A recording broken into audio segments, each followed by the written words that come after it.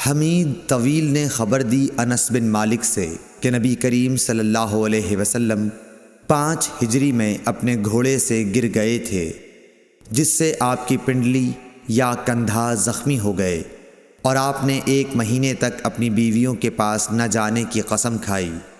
آپ اپنے بالا خانے پر بیٹھ گئے جس کے زینے کھجور کے تنوں سے بنائے گئے تھے۔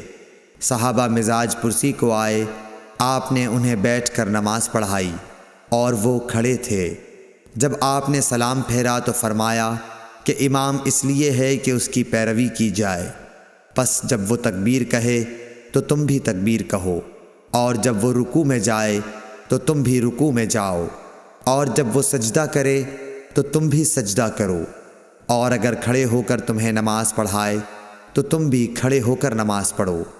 اور آپ 29 دن بعد نیچے تشریف لائے تو لوگوں نے کہا، یا رسول اللہ، آپ نے تو 1 مہینے کے لیے قسم کھائی تھی۔